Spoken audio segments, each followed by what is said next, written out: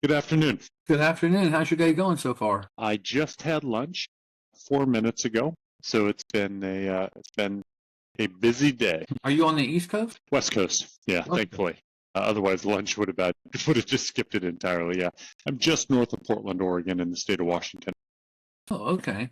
Yeah, I'm down here in St. Sneeze. You're not doing the thing that you're passionate about. So I kind of want to hear about that entrepreneurship journey. Kind of tell me about that, 90% that's not. Of course, I want to hear what you're passionate about and why Sure. you decided to do it, but I kind of want to hear the story of the 90%, the daily whirlwind. What does that look like for you?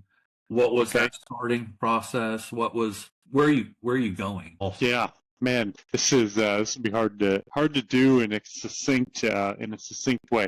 So let me give you a little bit of background because I don't find myself as being a traditional entrepreneur where, like my business partner, the guy I work with, or the two of them, Ash and Sean own Cowen. I own our financial services side. They brought me on, so I run it for myself. I grow it for myself. So that hits very much what you're saying. From day one, like they knew in high school they were starting their own businesses and doing things. I haven't been that mindset, and I think it took me graduating to kind of get there to a bit more of the entrepreneurial mindset. So I'm going to step way back so it makes a little more sense, the journey. I grew up on a sheep ranch, 800 acres. We had about 1,000 sheep. We had about 1,500 lambs every year. My dad had a construction company. He framed houses. We started in Southern California, moved to Southern Oregon, so I've been West Coast pretty much my whole life. I saw my dad work for himself, always worked for himself. I saw some of the struggles that were there. And my mom would say, get a good job, get a pension, right? It was this, like, don't do this. This is on us. And then on the ranch we lived on, and we leased land to that ranch, it was very much entrepreneur. A farmer's the biggest gambler in the world in any way, shape, and form. They take a risk every year on what Mother Nature is going to give them. They bet it all every single year on that. So I would see that side, and I saw that you can have some measured. You got to save, right? There was ways to pad yourself a little bit. But I thought, I want an air-conditioned job. So I go through school and thought I wanted to be a physician. And then the joke is it was my Jewish mom that wanted me to be a physician. And so I did get into finance. Started at Morgan Stanley and then Fisher Investments, which is really big now. When I was there, we weren't even close to being the biggest in San Francisco, and now they're the largest in the U.S. I was 50th employee. They have about 6,000, I believe, now globally. I stayed with them until about 2,500 employees, and it was much like you were describing with the paycheck. Although Fisher was a meritocracy and we kind of had control of our own life in the firm, if you will. I started cold calling sales, right? Every company will hire a salesperson because they don't pay them anything unless they make something fair. So that was my entry into the door because I was a science major. It didn't make any sense to go into finance. And I got to do probably 9 different roles in that firm through 13 years. So I went from sales to back office operations to client-facing service for about 6 years of it, and then traveling. I was a traveling analyst talking to clients and institutions about what we saw in the economics. Ended up running our institutional service in Europe. So every other week I was flying to Europe from the West Coast, which sucks. Got to the point where I was kind of burned out, but I had kind of those core thoughts of I'd always been saving as much as I could. I was single. I lived in a small place. I was traveling so much. There wasn't anything there. And I got to this spot where I had a little bit of savings. By no means would I ever have been able to stop working, but I could at least try to figure out something to make my life a little healthier.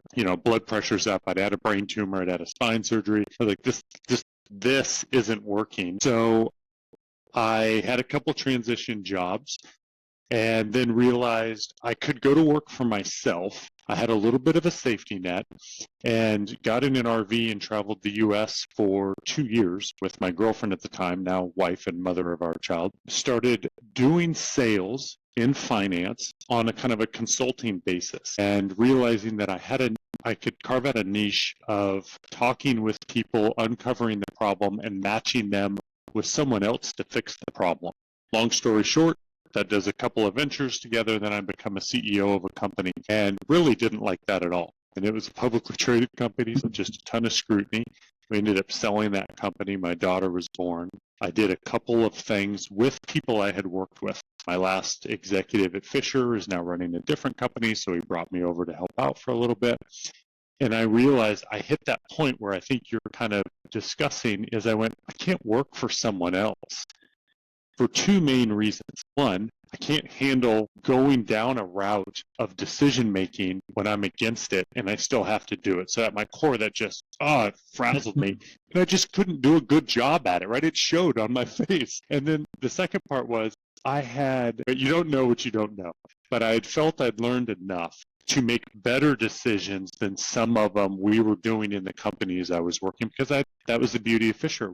We'd grown so large so fast, I saw these pitfalls. Well, why not plan for the future instead of put out the fire we're doing right now? And so I had gotten myself, that's 10 years of being away from Fisher Investments. Things went fine. I was able to save a little more. So I just said, cool my fucking jets. Let's wait for the right thing instead of trying to force something. And that's when I met Sean and Ash at Cowen Partners. And they said, what if we set it up like a franchise? You own your own entire division. It's up to you. You feed yourself. We'll give you leads if we get them, but we just take a big cut of it. And we went that route. All the chaos comes with that when you're running your own business. I'm reaching out to reporters to try to get sound bites in so I can put on LinkedIn that I just spoke to the Wall Street Journal, right? So you're drumming up your own business that way.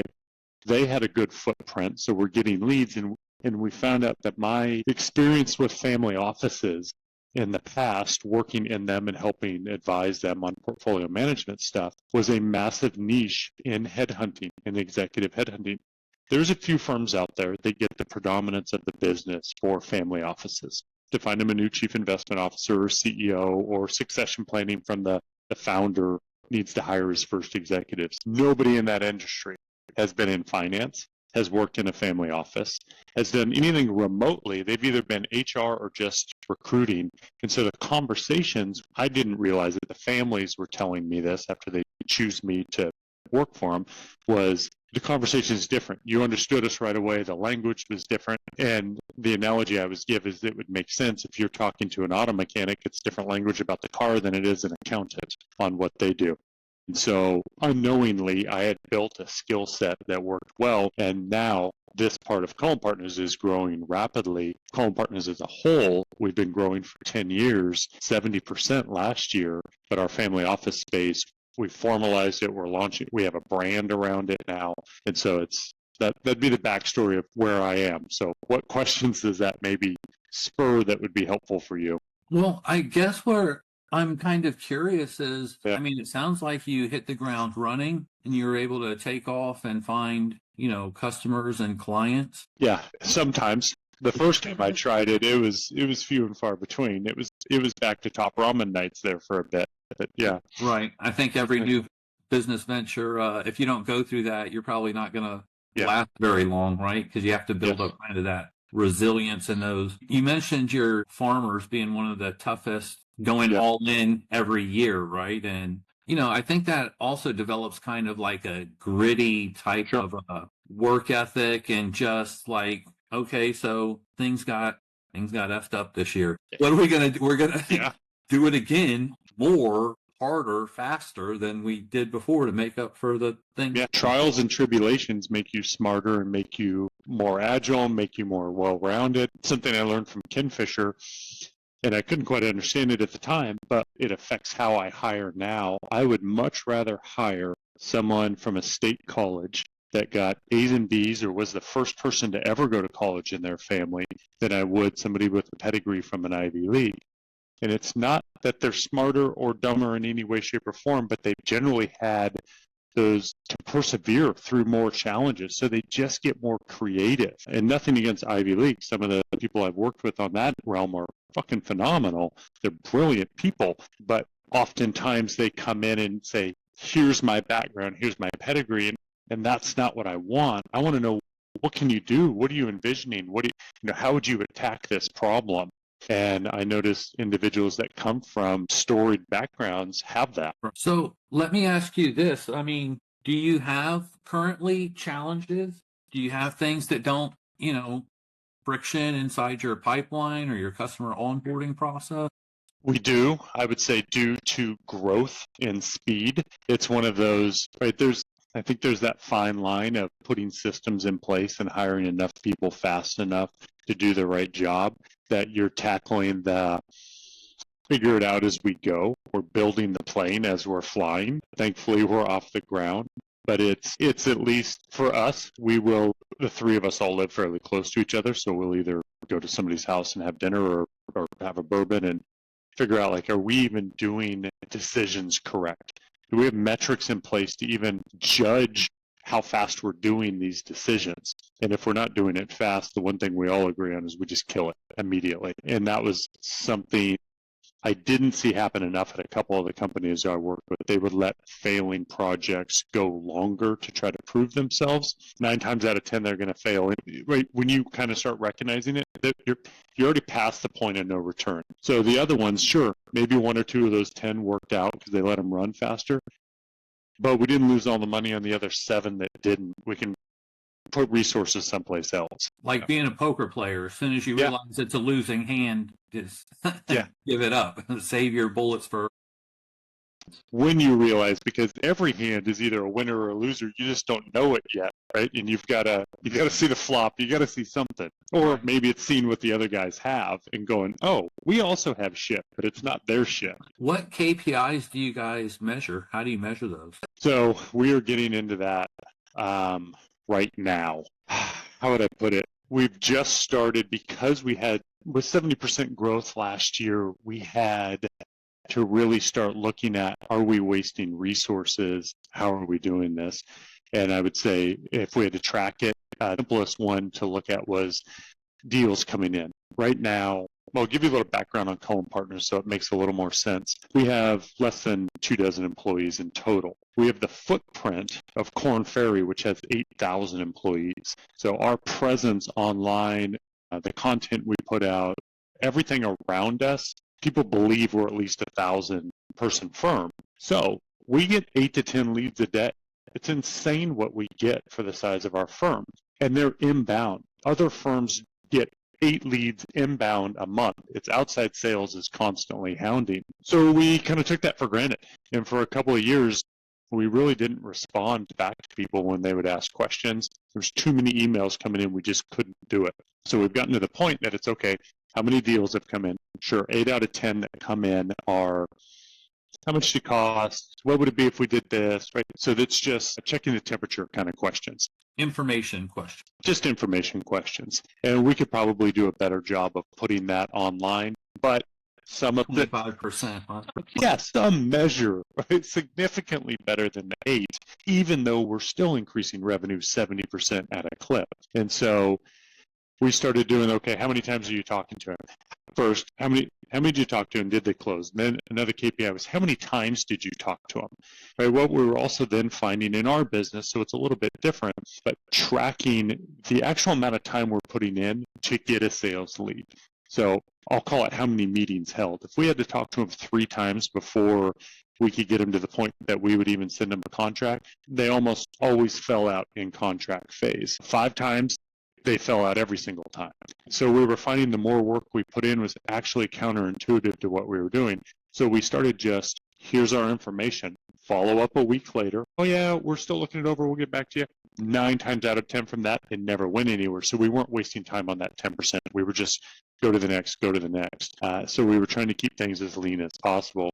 We were putting all of this on staff to kind of figure out on their own. And so we realized we needed to institute, we'll call it time to decision, which was how many times are we talking to them, percentage of those decisions that reversed, right? So that we could try to uncover, much like you're doing, what are the top 2 or 3 questions, right, that you're seeing over and over? We're trying to uncover the same things. If we get asked X or these 3 questions, how likely is it they become a client or not? So are they buying questions, or are they still just information flow questions that are disguised that we're not figuring out? From there, we then started, much like an asset manager might raise their fees. I'll take any client with $100,000 or more. and then they get a big enough business and they step up. We're only taking millionaires and above from now on. That's where we started kind of looking also. We would touch anything six figures, $100,000 salary or more, fine, we'll do it. We've got to keep staff busy. Well, now we're at the point that's like, okay, now it's 200,000 or more, and that's what we're letting people cut their teeth on. And then like family office stuff that I'm bringing in, we're talking $750 to $1.5 million salaries coming in. So we do 4 of those a year. It's like doing 30 of the other ones. So we've been able to now narrow down our target conversations to make them more productive. And that's been able to allow us to actually find the more profitable ones within that. So we hit our target-rich environment first. Some are bigger ones, you can imagine, $1 million salaries, longer sales cycle. So 2 conversations, 3 conversations there are not nearly as worrisome as a 2 or 3 conversations on a $100,000 salary. So I don't know if we have words around our KPI as to how we're doing it, but it allowed us to then start honing in and go, okay, now our metrics are changing, our gross revenue's changing, our net's changing, and we kind of have to make our own as we go, is what we're finding out. There's just like a manufacturing company has different ones. We're trying to figure out what it's going to be for us in a headhunting / consulting firm. And let me ask you this. Are you currently using any automations? I mean, you mentioned like, following up with people. Have you automated like nurture sequences, or so people ask a question, it can respond with information, anything like that? We're having conversations on that. So that is our next steps for doing it. On the lead generation, yes. So we've been automating the system for follow-ups so that we're not having to have staff send an email every 10 days to follow up. We have generic, but it's also reasonable, right? It doesn't feel as if it's something coming through from just a reminder.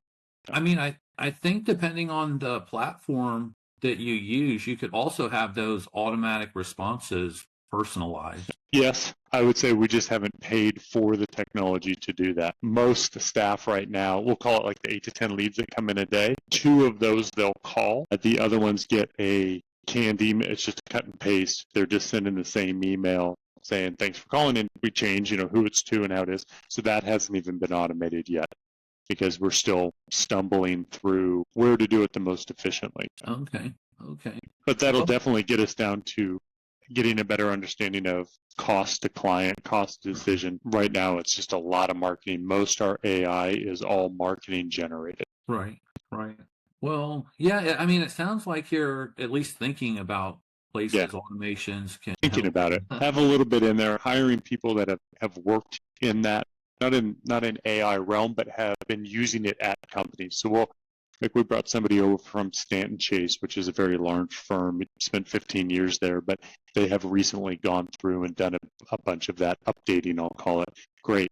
Bring them over. Just the information, the discussions we had with them for the first 2 months they were with us was very valuable for us to go, okay, now we can put these on our roadmap. We can start working towards getting these done. But it is, being a small firm with this much inflow, it is still very much the 3 of us at the top are doing a lot of day-to-day busy work. And we're basically looking to automate more so it doesn't, even though we're not putting out fires, it's proactive. It still feels like we're putting out fires versus getting ahead. We're not being able to run the business. We're still managing within the business. And that's that next step we want to take, because then it can start growing on its own, have staff run each other. And you'd be surprised how many times you hear, I started calling it the whirlwind, right? You have a plan in the morning. I'm going to do A, B, C, and D. I'm going to get my to-do list done. This 20% is going to move the ball 80%. Here we go. Yeah. The phone rings and an email and this and, girlfriend called. Next thing you know, it's the end of the night and you go, done. Anything on the stupid list. Okay. So let me ask you, I won't keep you too much longer. All right. This is my last. part for the day. This is my last call. And now it's doing exactly what you just mentioned, where all those emails need to start going out. What are your plans for growth? What are you guys planning on taking it to? Are you going to do another 70% growth this year? I mean, those are incredible numbers. It is, and it looks like it could. I mean, how the pipeline kind of builds month to month. So let's say everything that was coming through in December generally will or will not become a client by February. So we can kind of start gauging where we are. So we'll definitely hire we'll up staff, we'll call it 10%, right? 2 more people, but we will up staff 10% in the next probably 4 weeks. And then we can kind of pause, although we are constantly recruiting so that because you don't know when someone's going to leave. But I would say if we increase staff 50% this year, that'd probably be where we are. We gauge it a little quarter by quarter because business cycle, we can't get too far ahead of it, right? If we go into a recession, then really nobody's hiring. So one thing we don't want to do is lay off half the people that we have. We'd like to keep as many as possible and maybe you work more during a recession because you've taken on 2 more industries. But so we're trying to do that fairly measured. Within that, setting up some type we're just now getting into training, right?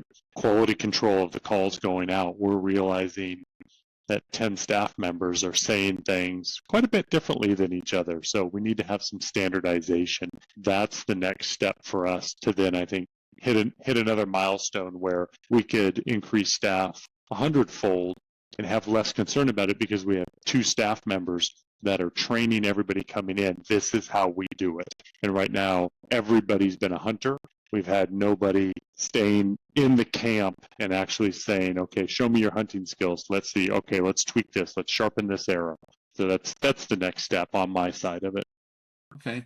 I mean, from our conversation, a couple of the things that I think may be helpful for you, one, a KPI dashboard.